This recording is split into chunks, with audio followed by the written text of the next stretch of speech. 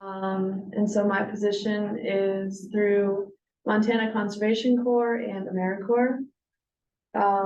And so this is our second monthly Rancher Roundtable. Our first one was with Dave Scott talking about regenerative farming. Today we have Tommy Bass from Montana State University talking about sustainability issues, livestock, specifically agricultural and rural community emergency preparedness.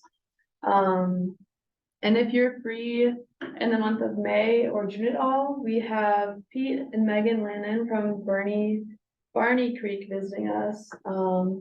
And in June, we are going to be talking about cattle control and electrical fencing. And a little bit about Gallatin Conservation District. We provide many educational events. We sponsor grants. We offer cost share. We have a pollinator initiative. We help run the Manhattan Farmers Market. Summer stewards, 310 permits. If you'd like to learn more about what we do, you can look at our information over there or just talk to one of us. The bathrooms are down the hall on the left. Help yourself to food. And without further ado, I'd like to introduce Tommy Bass.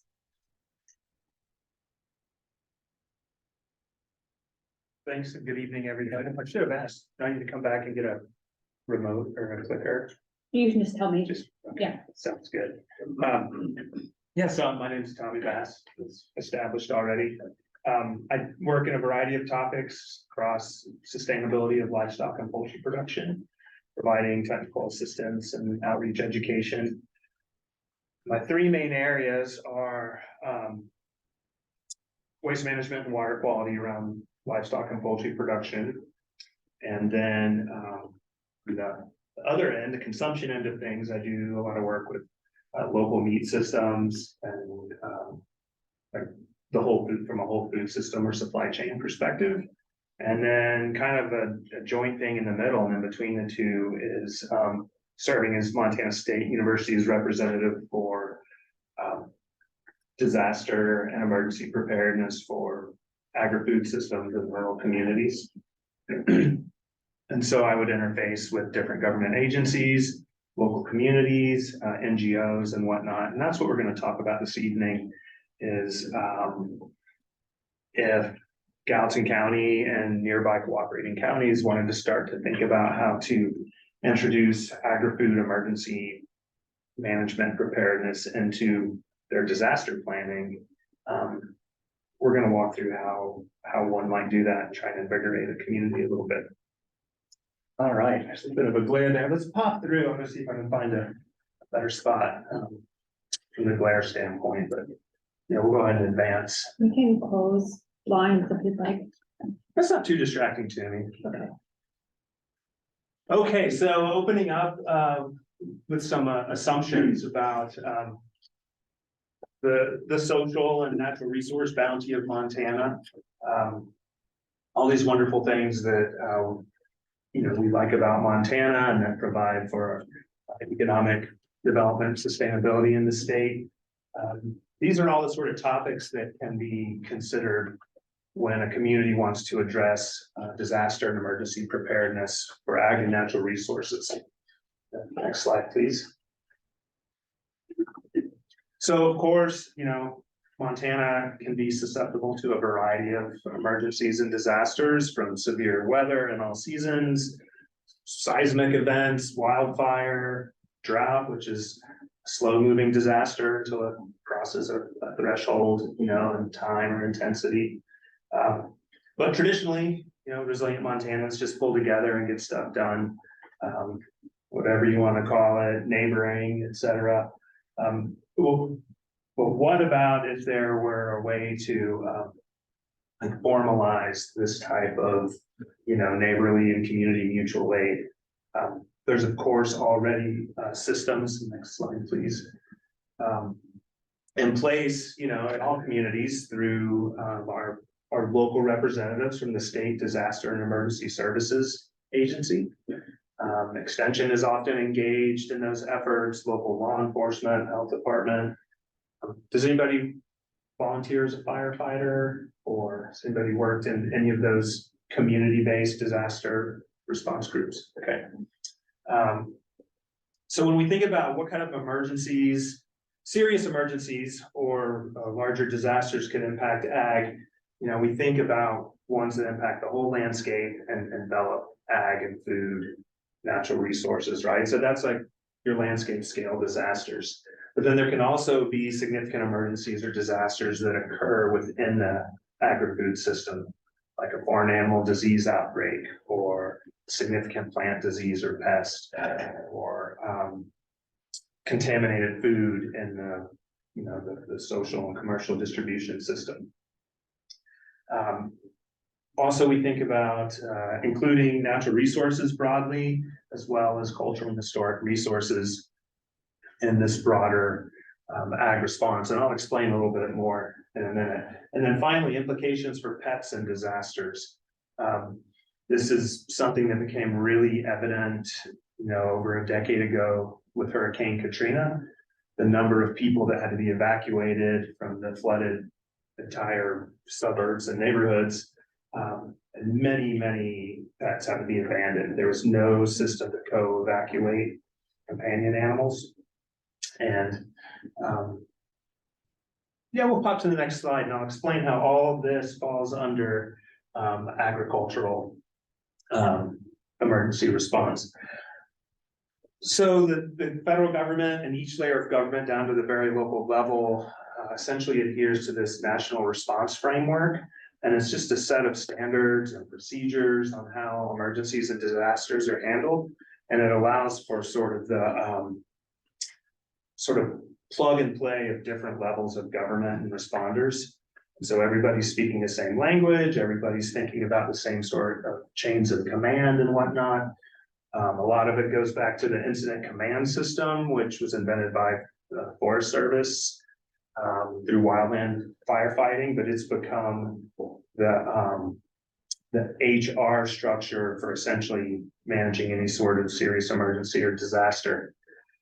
And then in this national response framework, there are 18 emergency support functions. Next. And these are operational plans at different levels of government or community organization that describe what the response capability is of a community, how they're going to do it, including if it just reaches a threshold where it's like asking for help. So that can be the federal level down to the state level and the local community level. Next slide. Oh, there's a little bit of a glitch. Can we see? Okay, there's about 18 or so, but we can still see what's important here of the top 13. ESF 11 is ag and natural resources. Next slide, please. And these are the 5 main points that fall under emergency support function 11. So nutrition assistance during disaster. So that's making sure that the response efforts, that all those personnel are receiving healthy, safe food to do their jobs. People who are cut off from food supply chains during a disaster, trying to get food out to them if they're sheltering in place or isolated in a community. Animal and plant disease and pest response. And before I get too far ahead of myself, each of these has a preparedness component, right? Like thinking ahead, planning ahead sort of thing. Food safety and security, natural cultural resources and historic properties. So when I do workshops with communities on how to build their ESF 11 plan, you know, a lot of them say we need to protect this old schoolhouse, you know, it's a cultural resource. So in addition to ag production and food production, you know, they do decide to include this in those plans just based on community input. And then finally, the safety and well-being of household pets. And, you know, honestly, when that became a big issue after Katrina, or it was realized because of Katrina, I figured the ag responders would have the best sort of idea on how to handle these issues. So the Stafford Act in federal law says that when people are evacuated from a disaster, that they have a right to have their pets evacuated and sheltered somewhere does not have to be at the same place as the humans. That could be a disaster, but now there are, community organizations all over the country, that have worked on plans on how to set up pet shelters during disaster. We had a really cool 4-H project up in Fort Benton, Montana, and the 4-Hers designed and did a live pet sheltering, designed a shelter in the gym, the high school, and then did a live pet sheltering exercise. It included everything from checking animals in and IDing them, keeping different sexes separated appropriately. They used some live real animals and then a bunch of stuffed animals, and they had requisitioned, crates and carriers and set up pens. It was a really cool project. All right, next slide. Okay, so I mentioned the incident command system. Really, that's just the chain of command in any emergency or disaster response, even a car accident up here at the 4-way. The sheriff first responder might be the incident commander, and there might just only be like one other person, safety officer out there directing traffic, it's a secondary function. But then in a huge disaster, this chain grows. And the point of this example or slide here is it's just a partial chart, but showing how you would have incident command, you would have some, administrative support there. And then you have these 4 main sections, and operations get stuff done. Planning is looking forward to see how the response is going to continue to go. Logistics is ordering stuff and directing stuff and managing the flow of goods and services. And then finance is figuring out how to pay for it, whether it's federal disaster dollars coming in from either USDA indemnity in agriculture or FEMA dollars, more associated with humans and businesses. But each of these sections would have a bunch of people. And so this is just an example of in a foreign animal disease outbreak, this partial chain here, operations, these are like 3 subgroups of operations that are necessary during a foreign animal disease response and recovery. So like a euthanasia team, a disposal team, a cleaning and disinfection team. And then with serious animal diseases, you're going to have joint command up at the top, usually USDA, APHIS veterinary services, and your state veterinarian's office. Next slide. So all sorts of disasters and emergencies, they have to start and end somewhere, right? And that could be in your own community. But not all disasters, obviously, are handled with local resources. The local resources could become quickly overwhelmed, or small communities might not have, the right sort of response equipment just because of the tax base, the lack of a clear threat from a particular disaster or emergency.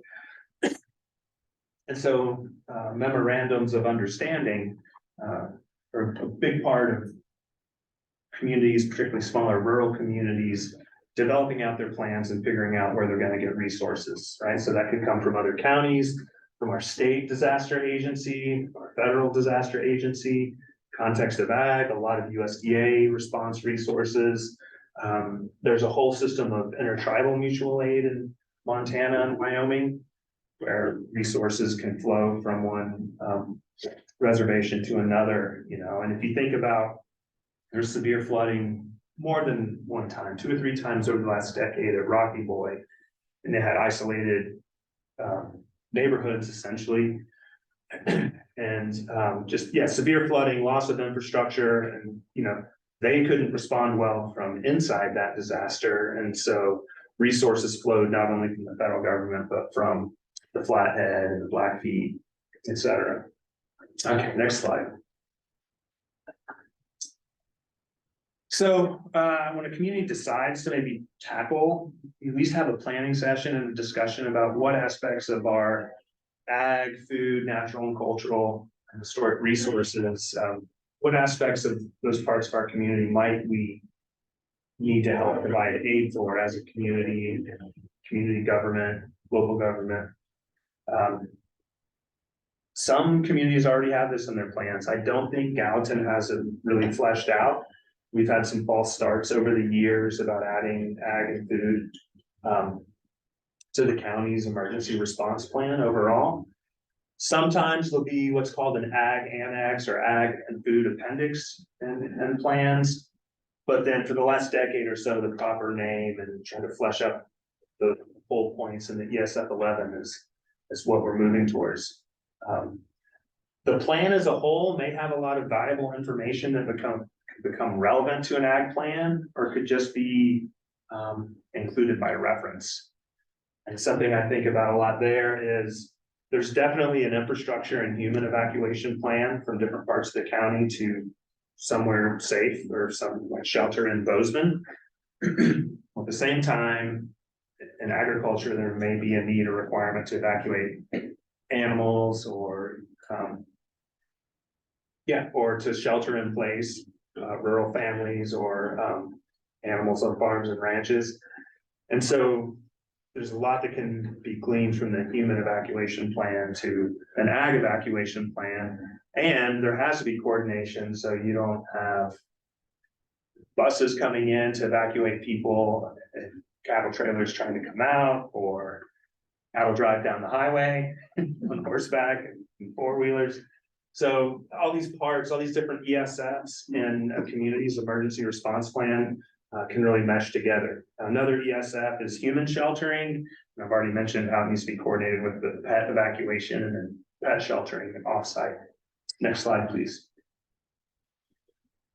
So these are some examples of ag and food threats, just kind of big flyover examples. So when I do the actual workshop in communities, we really try and brainstorm, like, what are the community assets in ag, food, natural and cultural historic resources? But we're just starting to generally think about things like, it could be intentional, poisoning, whether it's to food or to agricultural animals, or even like crop poisoning, vandalism, agri-terrorism. It's up there because it is studied at the highest levels of government, and even within the state, there are plans to deal with that. But more than likely, anything you're going to get intentional is vandalism, just general poor behavior, and then maybe it's a disgruntled employee at a grocery warehouse or on a farm or a ranch. For the most part, we're thinking about accidental, natural, and then these social, political sorts of broad categories of threat. So this could be some sort of contamination of feed. There's been like the melamine contamination, mostly in pet food in the last 10 years, with food components coming from China to North America and then put into rations. And that was a criminal introduction, a corporate criminal introduction back in China, but then, it killed pets in the US and Canada. Accidental imported pests just coming in with commodities or coming in on someone's boots after they took a hiking trip through, some place with an animal disease or a plant disease and brought that pathogen back on their boots. And then just diseases that may flow through crops or animals by natural means, vectors and such. Pest, endemic disease, that's more common, disease that we know can be in our populations of animals or plants, although usually not a severe flare-up. Severe weather, geologic events, and then this, I think, really hits home over the last 5 years, considering COVID and the war in Ukraine, where we can have supply chain disruptions, loss of markets, loss of consumer confidence from, things happening around the globe, from pandemic to war. The grain markets, the fertilizer markets are all really out of whack with the war in Ukraine. Of course, we saw all sorts of different supply chain disruptions with COVID. In fact, we wrote plans in the state that if our market hogs couldn't be shipped out of state to be processed somewhere, if the big plants in the Midwest and West Coast shut down, how would we start to handle all these mature pigs? Because the the growth cycle is still happening. You know, there's still sows farrowing and, pigs being weaned and whatnot. So we had plans on what to do with all that, and the supply chain was disrupted and there was nowhere to go. You know, on the flip side, there's shortages and whatnot too, right? Okay, next slide. Oh, Tom, can I interrupt? Yeah, please. What was happening in that photo What on the was last that? slide? Oh, What is that is that? that's not a long-haired, cow there, but that is, that photo is taken in Kansas in an early fall or late spring ice storm. And a bunch of cattle were just isolated out on range, which was, you know, still could provide some nutrition, except this blizzard, this wet blizzard came in so fast. And so that is just, yeah, I can't even really tell. A steer or a heifer that's just totally ice caked. Yeah. All the good natural disasters that we know about in Montana can impact ag and food, natural resources, crop or animal diseases, contaminated feed, I already mentioned that. Ag chemical spills, whether, you know, this here is an accident, there are best practices to handle that. But, you know, what if it was a whole tank? What if it was railroad oriented, right? That's gonna be a much larger response, but there's gonna be local responsibilities and concerns if something like that happens. Next slide. Yeah, significant transportation accidents, you know, commodity trains and trucks, cattle trucks. These also, you know, once again, these marketing and input supply chain disruptions, whether that's lack of feed, or other inputs that are required for ag and food production. And then drought's the one that, you know, it's a long-term kind of slow moving disaster. We've been in it so long, you know, we'll see what happens this summer, but, you know, thresholds get crossed where it becomes, you know, a significant problem and leads to other emergencies and disasters in and of itself. And then that image there was just an article from, the early COVID years of just talking about how the meat system, the conventional meat system across the country, you know, caused meat shortages. And most of the commercial and conventional grocers across the country. One interesting thing that we're still keeping an eye on is the local regional meat supply chains really got boosted. All the local meat entrepreneurs and farmers and ranchers that were direct marketing, if they could pivot away from their culinary and restaurant contracts quick enough, they did really well in those first 2 years of COVID. You know, when consumers lost confidence in conventional meat system like that. And so far now into more of a recovery phase from that standpoint, we're still seeing a lot of strong consumer commitment to those local regional food systems. It brought in a whole bunch of new support and consumers when grocery shelves started going empty because of the supply chain disruptions. Next slide. Yeah, so we talk about what does a community do? What is in that ESF 11? Well, really, it's made up of a bunch of capabilities, and you would think about capability is the first level of action that you might need to do to address an emergency or disaster.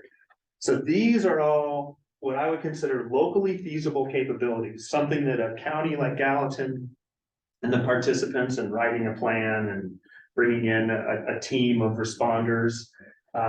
These are all things that this community could manage.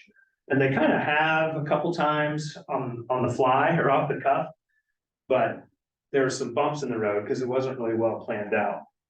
But like sheltering in place at farms or ranches are cut off because of flood or wildfire, you know. Cattle are up on higher range as a fire rips through the valley. Animal evacuation, we saw a lot of need for that, less on the large acreage commercial ranches because they could shelter in place different places on their properties. But the small commercial producers and then the hobby farms and the equine amenity properties, there was nowhere for all those animals to shelter in place. And so they needed a place to get out and go to, like the fairgrounds or stables and other equine businesses that had capacity to essentially foster animals during the Bridger Canyon fire. So sheltering off site could be done, fairgrounds are great. And then emergency feeding, whether that's supplying feed to the offsite shelter or getting feed out to isolated farms and ranches. It's not been uncommon in our part of the country for Air National Guard to fly over isolated cattle after a blizzard and pushing round bales out of the back of a C-130. There's like big efforts like that. But then there's also just smaller community efforts. Has anybody ever had to access the hay hotline after a fire? There's a system in Montana to producers can donate hay or sell hay at an affordable price and get it delivered around the state to where there's need or an emergency. The prairie wildfires the last couple of years in eastern Montana consumed so much natural range, so much stored hay. And so, a lot of hay was coming from the western part of the state and up from the south central United States. Okay, next slide, please. More capabilities. Okay, so if the threat was some animal disease of concern, a foreign animal disease or a reportable endemic disease, the state veterinarian's office or USDA Veterinary Services is going to have the responsibility to plan for and manage for this, except for the parts that kind of end up just being an impact on your local community. So the state veterinarian, in conjunction with USDA, can call for an animal quarantine. They can release the quarantine. Veterinarians at USDA or the state veterinarian's office are going to follow humane guidelines for euthanasia and depopulation. And there'll be disposal guidance, but like if there's a mass animal mortality event in Gallatin County, though these government authorities at the state or federal level would plan for all this, we'd still need heavy equipment operators. We need requisition local equipment, pay contractors to move around, say, compost feedstocks or bury animals or what have you. And then all that compost and all those dead animals would be left in your community once the response was over. When done right, that compost is a resource, but so even when a larger entity comes in and sort of manages the response or an aspect of the response, there's still a local community aspect to it that can be planned for. This image is just to support the slide. This was from vesicular stomatitis virus, which impacts cattle and horses. And these were in 2019 counties that were under quarantine and stopped movement for horses for a number of weeks. And so that was federal and state governments cooperating with animal health authorities to set up those quarantines. All right, next slide. So capabilities to address threats. These are also things that I would like flow back into that. These are capabilities that are locally feasible, either with the local resources or with mutual aid from neighboring counties. Some sort of coordinated crop pest response. Once again, Montana Department of Ag or USDA might be involved with advice or extension. Ag and food waste disposal. One thing that has been an issue in rural counties around the country is there might be a semi-truck full of food, like coming or going from Smith's or Kroger or what have you. And there's an accident, but then, what's a more polite word? Foragers, or just people like, whoa, there's like 300 boxes of Oreos on the highway, and forage and come pick that stuff up. But there could be cases where the food is not wholesome anymore, right? It was a refrigerated product that left temperature for too long. And so the local health department, the waste authority, somebody with ag and food education really needs to be a part of thinking about how do we make sure that none of this food makes its way back into commerce or into trading and foraging, right? Same could be said if it was, you know, if there's a big recall. The health department is gonna be on top of that along with all the commercial entities to make sure that. Food that's in a recall for a dangerous pathogen is not getting out into homes. Rural traffic management is really, a big part of, any sort of disaster. Natural disaster, and it also applies, you know, when it's specific to ag and food. These are road closed signs from the Midwest during avian influenza outbreak, where there are large quarantines and stop movement orders, and they would, you know, close down whole sections of county infrastructure because how quickly the disease was spreading. Emergency food and water distribution, I mean, that's what everybody really thinks about, right? When we talk about disaster planning, it's, you know, the local churches and the Red Cross getting meals out and water out. And once again, that was one of the top issues under ESF 11, or the formalized ag and food emergency response plan. And then finally, thinking about protection of natural and cultural resources and what that means to the individual community and how they may want to address that. And this is probably a good point to, or a good chance to mention, a county and then the volunteer groups, the NGOs, the COADs, community organizations active in disaster.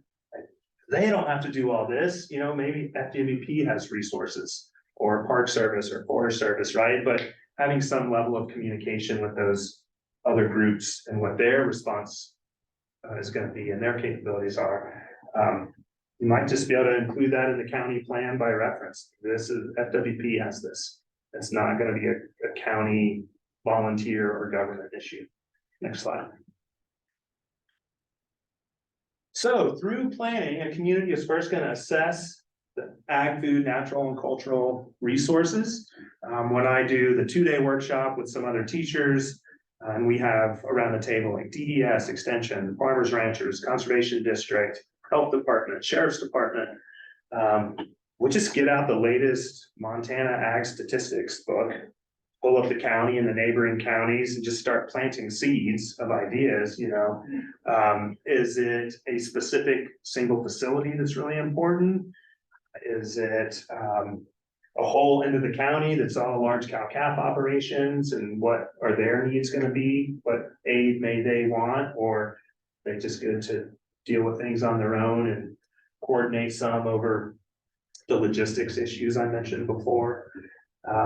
So to look at what all those assets are that exist in or are important to the community, and then start to think about realistic threats. So, you know, flooding is largely going to be confined to river corridors and whatnot, right? It's not going to be like hurricane style flooding in other parts of the country. All the good severe weather is realistic, plus wildfires, some potential threat of foreign animal diseases or crop diseases. Then you determine what some of these feasible capabilities are. Think about what's locally executable and what might be executable locally with some sort of mutual aid.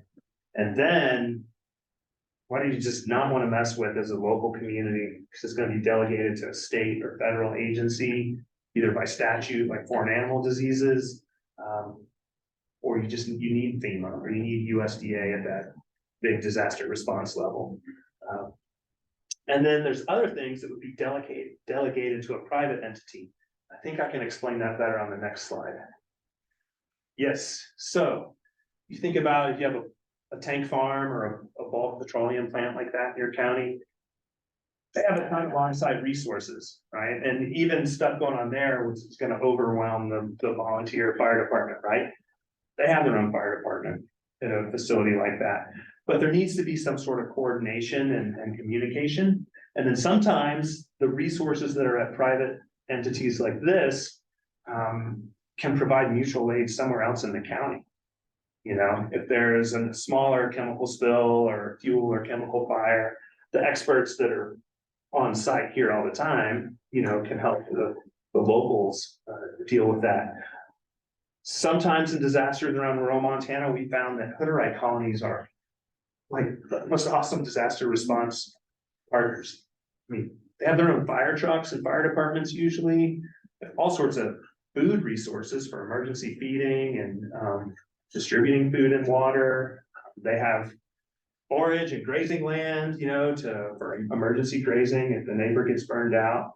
They've been really, just think about them as cities without the bureaucracy of the county government. They can make quick decisions, and they've been really, really, really good neighbors in disasters.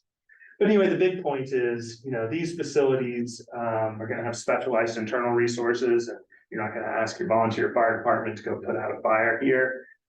But there needs to be coordination when you think about what these big facilities may be in your county. Next slide. Yeah, so this is sort of the thing. Through planning, a community will develop procedures for those locally feasible capabilities. And then they're gonna, document that capability, standard operating procedures underneath the general title. Some point persons, whether that is someone's specific name, although people come and go from jobs, or maybe it's a job position and title within an agency, or maybe it's just the current administrator for the conservation district is going to be point person on some aspect of the response. And then once you get this thing and some redundant notebooks and computer resources, you can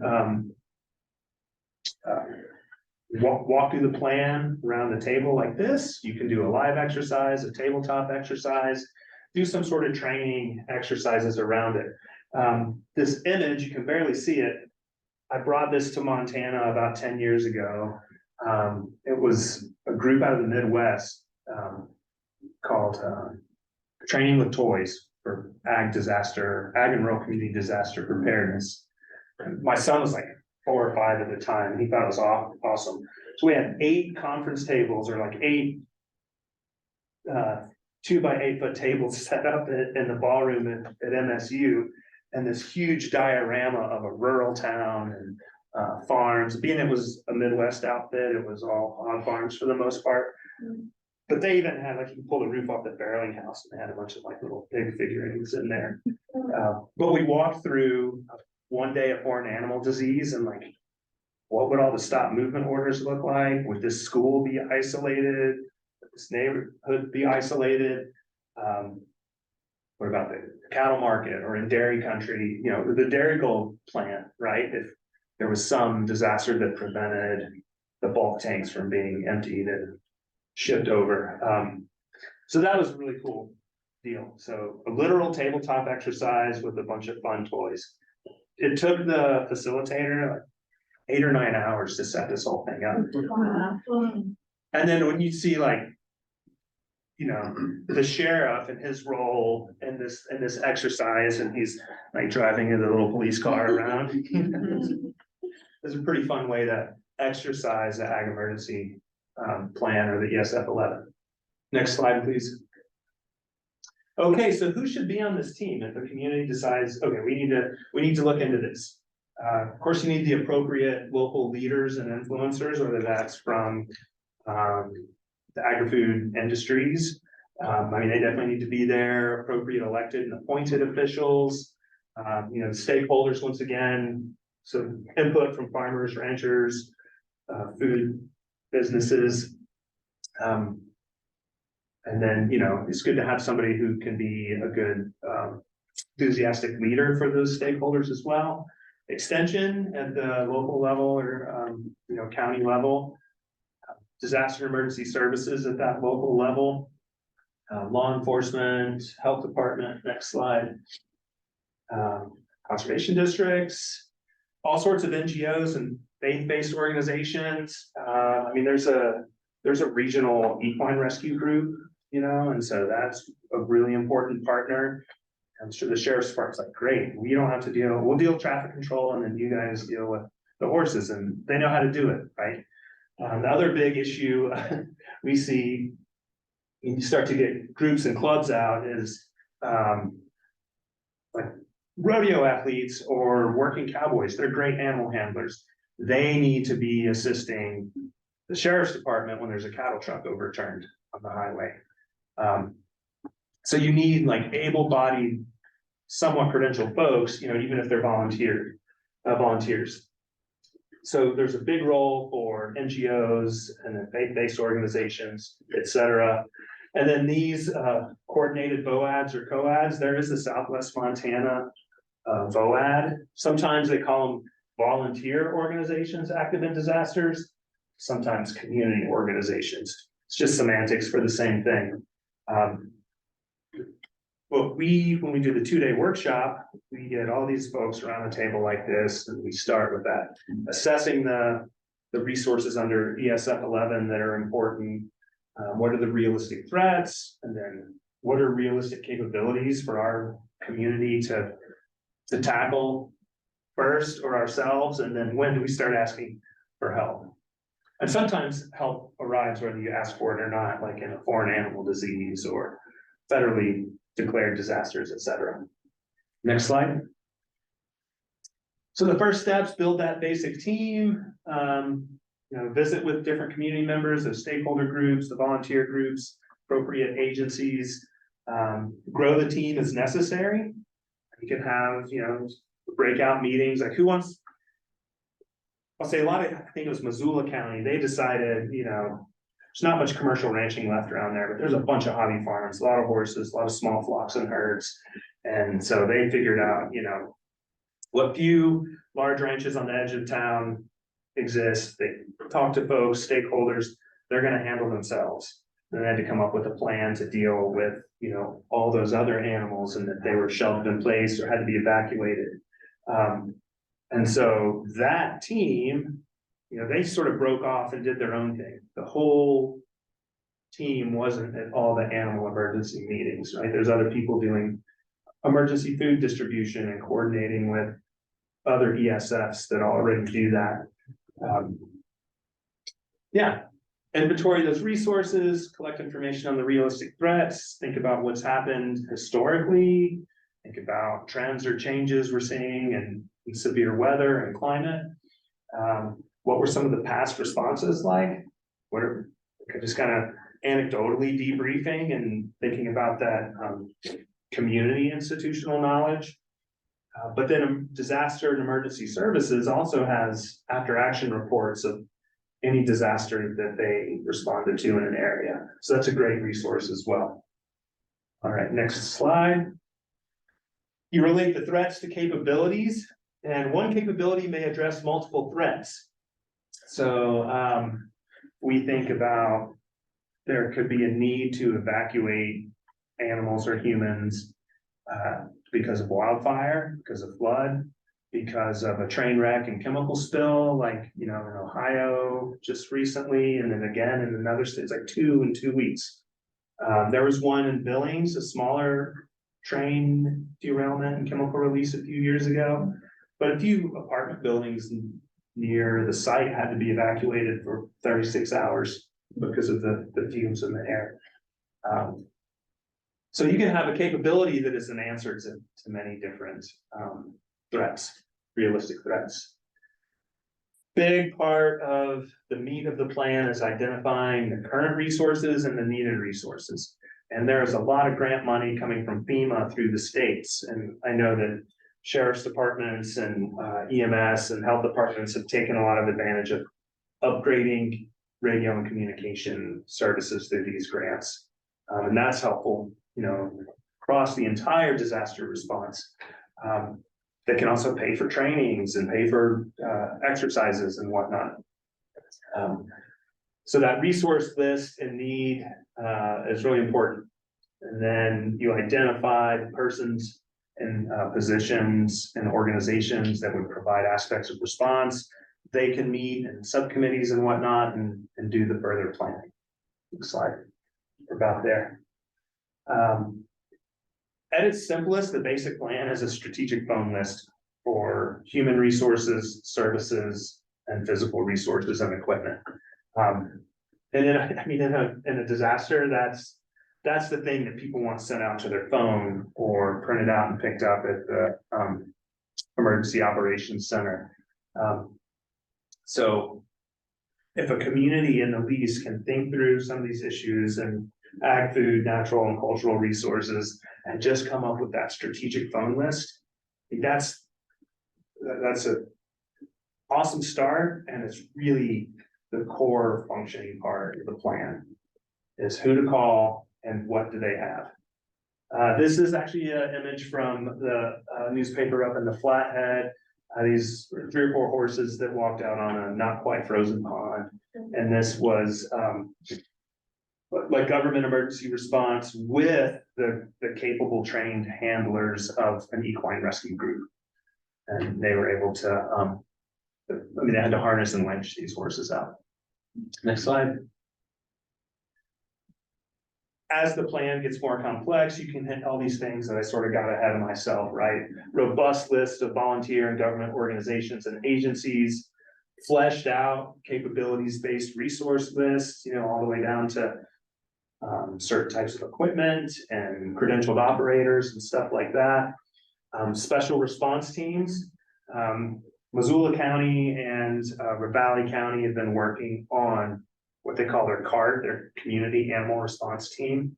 And so they're gathering those volunteers and those trained animal handlers, and they're buying and stocking up an emergency trailer with ropes and halters and harnesses and stock panels and things like that. So if there's a cattle truck overturned, they can put up a quick corral or pen on the side of the road and hold those animals there. Because from a biosecurity standpoint and a private property standpoint, the worst thing you can do is cut the fence and push them into someone's pasture, which that historically has happened a lot.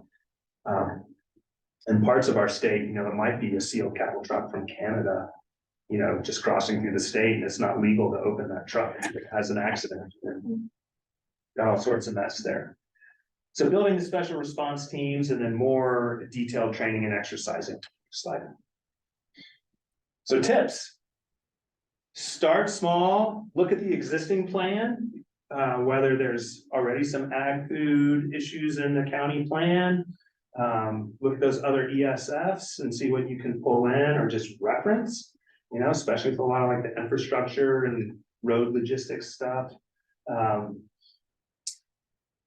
Coordinate with responders across other threats and responsibilities. So that's those other ESFs.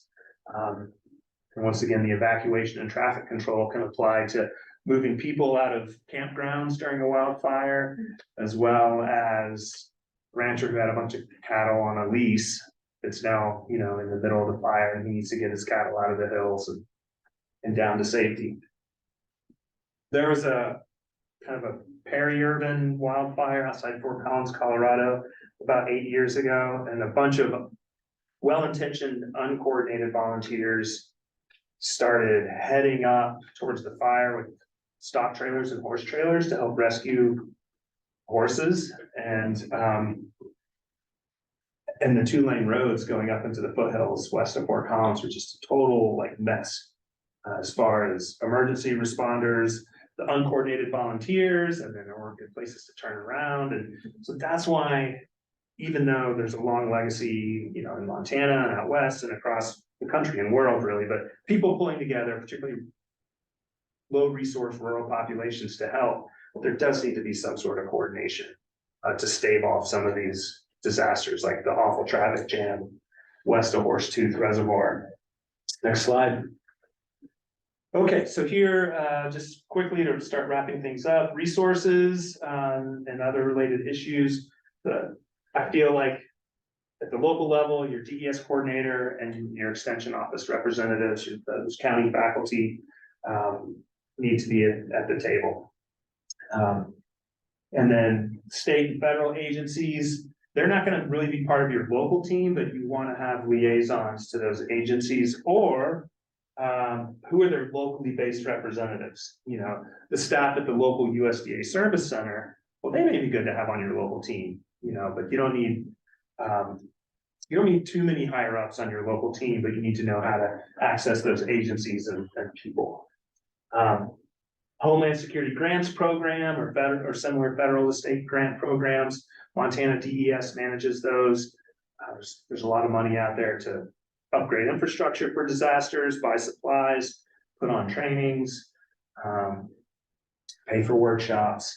And then more after the fact or preventive, USDA NRCS has a lot of emergency conservation programs. A lot of that's around maintaining soil, in relation to flood events and whatnot, more traditional erosion prevention, but there's a lot of remediation dollars out there that can come after the fact. Keep moving on.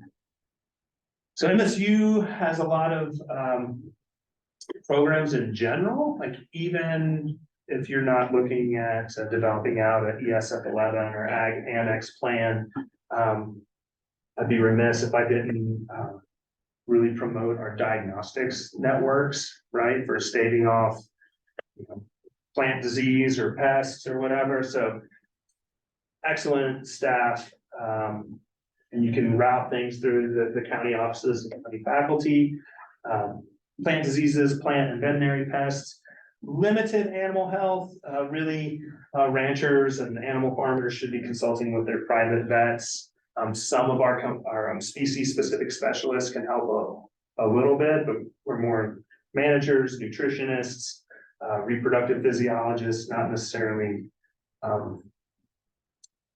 disease type experts. I mean, there's some expertise there, but really that should be the realm of the veterinary community. Ag chemical education and licensing. So we do our pesticide specialist does the licensing with MDA for commercial pesticide applicators and farm applicators.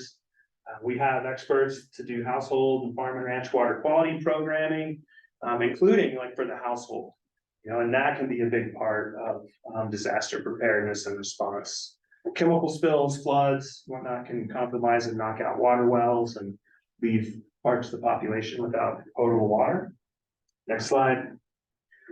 Keep referencing this 2-day all stakeholder workshop. It's securing community agricultural preparedness. And it's that deal where we have all the stakeholders and government agencies around the table for about a day and a half.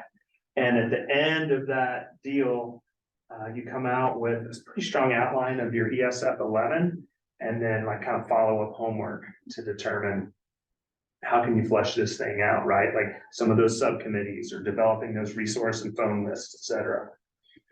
Also, after the fact, on an individual basis, I've helped a lot of counties just coaching and polishing up their plan, just, facilitation sort of thing.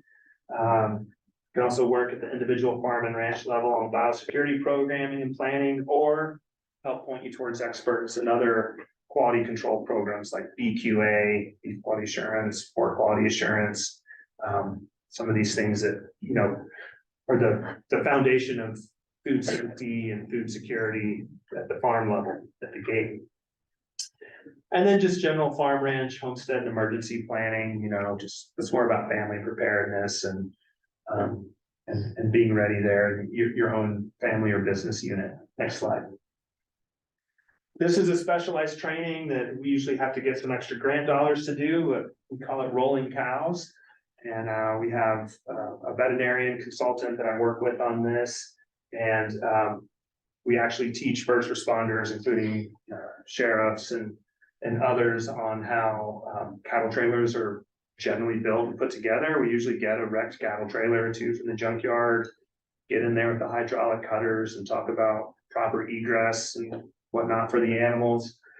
And then also proper handling, and then humane euthanasia for animals that are not ambulatory. So that's a good one. We've done one up around Townsend in the last 6 years, but it's been a little while since we've done a full-blown one. Next slide.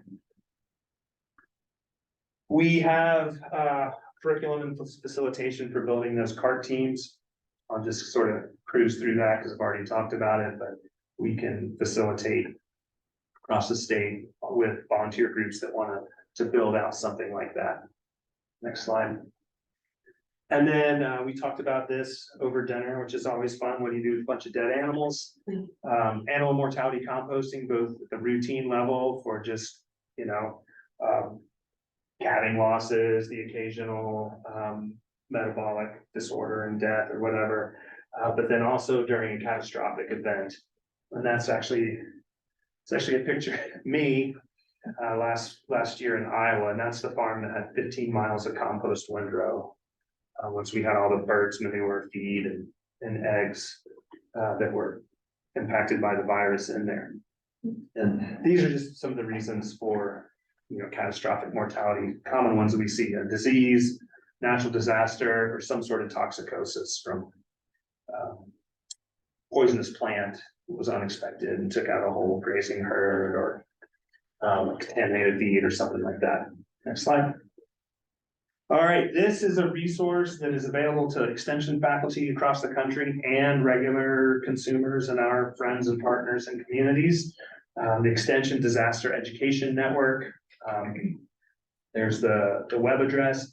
There's all sorts of printed information, emergency pamphlets, in all areas of extension that we work in. So there's ag and food resources, there's youth resources, there's family resources, from managing your finances after a disaster to stuff like my fridge was, we were out of power for 5 days. How do I evaluate food safety in my own home?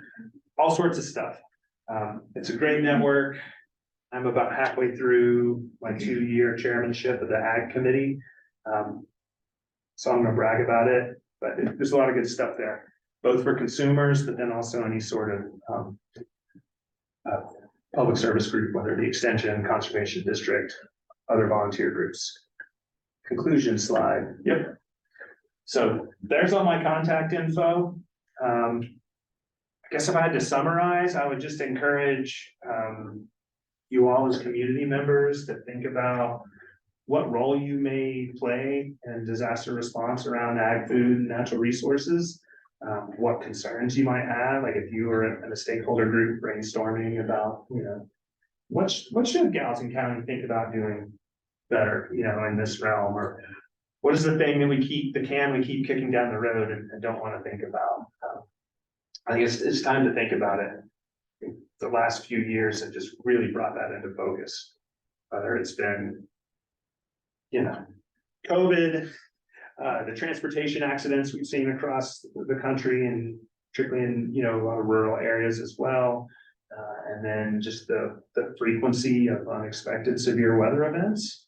There are much less predictable patterns of severe and significant weather. So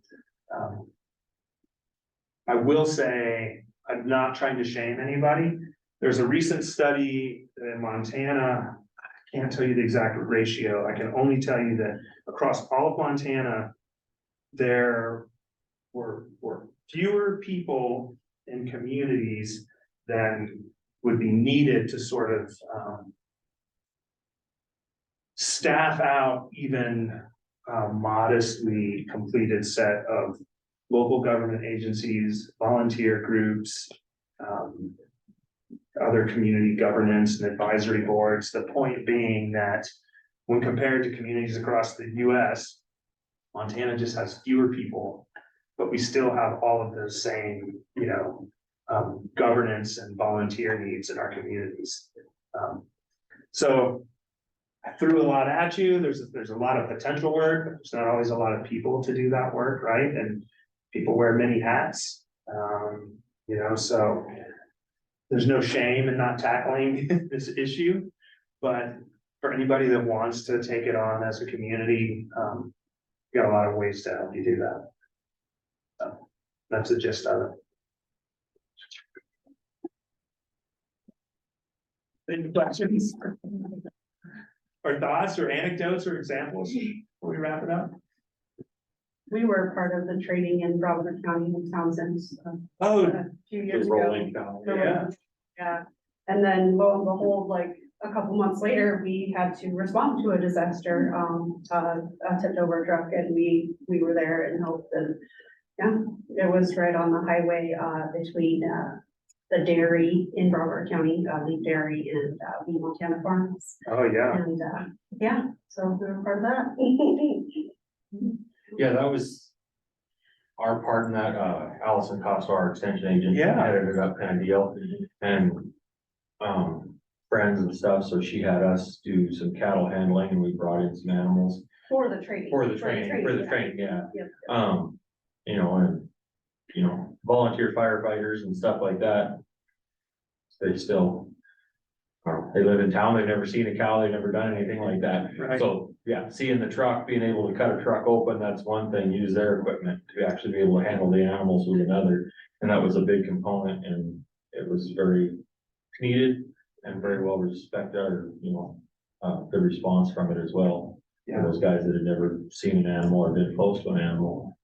yeah, well, I'm glad to hear that feedback. I wasn't at that one, Dr. Rankin, the veterinarian and our extension partner. She's a consultant we work with a lot. So she was pointing on that. Yeah. I have a question. Please. Have there been many instances in Gallatin County that have required federal disaster response teams? In the context of ag and food, yeah, you know, not really. I don't know what indemnity might have flowed towards ag operations after the Bridger Canyon fire, to think of a recent example.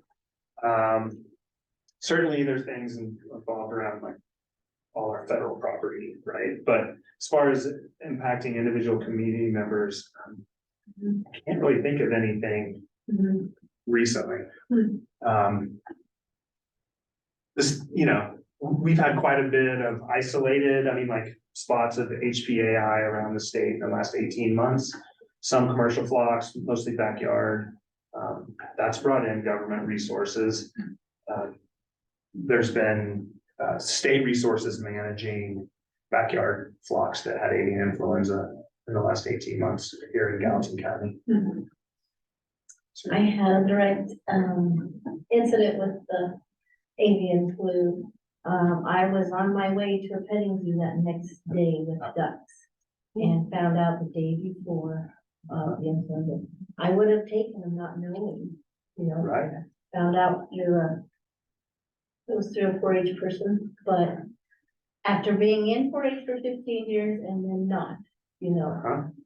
But still, how do you get on a list? I did call the veterinary right away and I said, I need to be put on a list because if this happens again, I could be liable as a person bringing the animals out, you know. Yeah, there was So I was concerned about that. A statewide stop movement order on poultry and for shows and exhibitions, so that would include fairs, all the youth programming.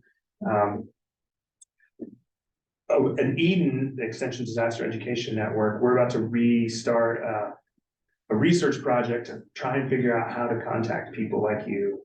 Communication, yeah, I think that's a big. Commercial growers are tapped into their commodity associations, you know, they have veterinarians they work with regularly. You know, the word is gonna get through them, to them quickly, but we think about hobby and recreational, livestock and poultry farms and small commercial farms. We did play a giant statewide game of, you know, like telephone a few years ago where we measured how long it would take a message to get from the state veterinarian to someone like you. And what we did is we had like at Murdoch's flyers up, like, we are conducting an exercise. When did you read this flyer? If this had been a real disease, you know, let us know when you got the word. So we could measure all that. But we're really trying to figure out how to get to smaller entrepreneurial livestock and poultry producers, hobby producers, when there are these issues about disease in particular. Is there enough information through the livestock reporting system through Department of Livestock to help you with reaching people like that? I wonder if that makes With sense. some species, and this research project was done with the state veterinarian's office. But then there's a lot of like small ruminant flocks and herds and just folks that aren't really on much of a registry and, you know, wool guilds and everybody has 2 or 3 sheep and, you know, it's a lot of stuff that's super cool, but just off the radar. How often do you recommend like redoing trainings? Like I just think about like when I worked for the Park Service, I had to do a hazmat training. So I got my like whatever the lowest level to do hazmat training. That's not something I carry that not like. Those things, you don't usually respond to a hazmat situation. So how often do you take people's time and volunteers to like do training to keep them fresh, yet at the same time not pull that time to the point where they feel like they're not invested anymore, because it's just taking more than. And they're never actually doing these kinds of things, like, because you don't want to have those, you don't want to have an overturned train, but you want to make sure people are sharp, but at the same time, people get a little burnt out on showing up. Yeah, and I'm gonna give you the textbook extension answer for most things, and that's it depends. And I can get back to you on that. You can follow my colleague. I'm supposed but to it- call you. But in all seriousness, it depends on the scale or the issue, right? Like if a community goes through this ESF 11 process, even if it's not like a huge plan with a bunch of, pages and capabilities, I would say, okay, let everybody have a little bit of a break and maybe do a simple half-day tabletop exercise the next year, and then if there is a disaster, and then once things have calmed down, socially and economically, maybe revisit that in the context of the plan. It's sort of just like a impromptu after action type of exercise. And then for some of these special groups, I've met a lot of very enthusiastic people in the emergency response community, and a lot of volunteers who are very helpful, but they're super focused, and they would do trainings all the time. Gave them the opportunity, right? So there's a personality aspect to it as well. So they almost have to keep track of turnover in those, Well, and in the that's the volunteer other fire department with the fire chief. If he's got a new wave of people, he needs to talk to somebody else. We've done that with some, burning trainings and stuff as well. Yeah. Sometimes they're jonesing for something to burn down, sometimes they really don't care, Right. And anybody that wants to dismiss some shit, as I'm watching the clock, but one of the biggest barriers to having cohesive ESF 11 type emergency preparedness across the state is turnover in my own organization and turnover at DES at the local level. So in both cases, the county representatives or our county faculty will have a good duo, and all the stakeholders are tied in, and the sheriff is bought in, and health department. And then somebody in one of those key organizations leaves. And then that kind of like breaks down, and there's lost knowledge, there's lost experience from exercises or past events. And then it goes back to that deal in Montana where we don't have enough people in our communities to fill out what would be robust community governance and volunteerism. So we're always up against that, which is why there's no shame in not tackling this, but if you want to, we can help you do it. I had a question. Sure. I had heard of eco-terrorism, but I never heard of agro-terrorism. Do you have any examples from your experience, or? Thank goodness, no, Okay, that's good. right, but I've been, in certain meetings, I've been shown materials that were declassified, like, Al-Qaeda plan books that had lists of plant and animal pests. And then, chemicals and whatnot that could shut down a community water system, the POTW or, drinking water plant. There have been things, in our region, what, 30, almost 40 years ago, the food poisoning in Hood River and the Dalles. You guys know about that? Well, there's a very salacious Netflix documentary you can watch.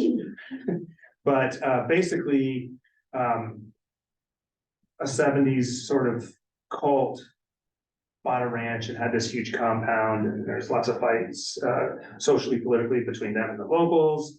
And the cult members started getting themselves elected to positions so they could take over this rural county. And then to rig the elections, the cult poisoned the salad bar at like the only restaurant to eat at in some 60-mile stretch outside the Dalles on the Columbia River in Oregon, and a bunch of people got sick, so they couldn't vote. And then they're going to pack the polls with their members and vote their people in. So that was a pretty famous thing. there's been smaller scale stuff like that in recent history, but, yeah. It's on the radar of, entities that want to inflict social political fear, so terrorism is, but. Yeah, it's not been anything to think of. Oh, I will mention that when there's a foreign animal disease, like if some animal, popped for foot and mouth disease, the FBI shows up at the same time USDA does. So all of those foreign animal diseases that we are clear of in the United States, federal law enforcement shows up at the same time as the technical scientific responders. Mostly it's crummy vandalism and disgruntled employee sort of stuff. Be on a small individual business scale, but poisoning animals, shutting off freezers, stuff like that. Opening up chemical tanks. I'm not trying to give you guys ideas. That's what happens. Remember, my husband worked for the USDA and there's a group of drunk teenagers took a joyride through all the orchards, like trashing all the orchards and doing that kind of thing. So one of them let their checkbook behind us, so it was kind of easy to figure it out. But yeah, there was thankfully not major. Yeah. I gotta let you guys go home at some point, but I'll stick around and chat. And then I and others of my colleagues are available, if as a community, or even, as somebody here at the table that's inspired, it's like, you know what? I got some friends, I think we want to think about animal rescue. I will say that local DES and the Southwest Montana COAD wants to do an animal rescue plan, even if that's the only thing under ESF 11 in the county, but they just haven't been able to get the critical mass of volunteers together. But the Bridger Canyon fire lit up that idea for them.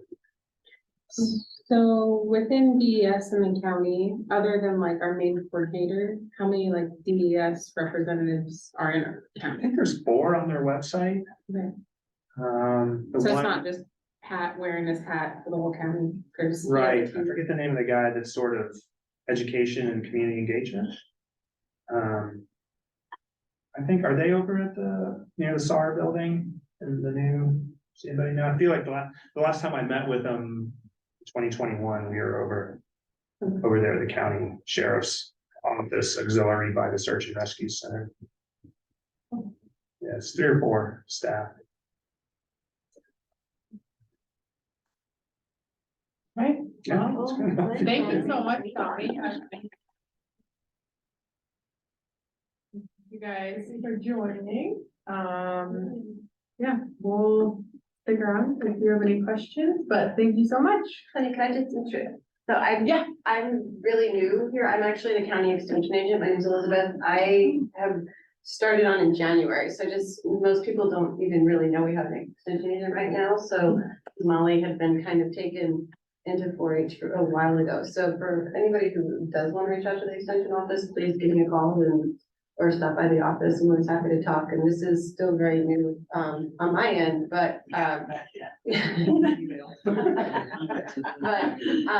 anyway, yeah. So, but this is still really new on my end. So if you guys ever want to reach out, like I'm happy to, we want to make an initiative to do something like that for this or other questions for ag and board and stuff, please feel free to reach out to me. So. Thank you. Well, thanks.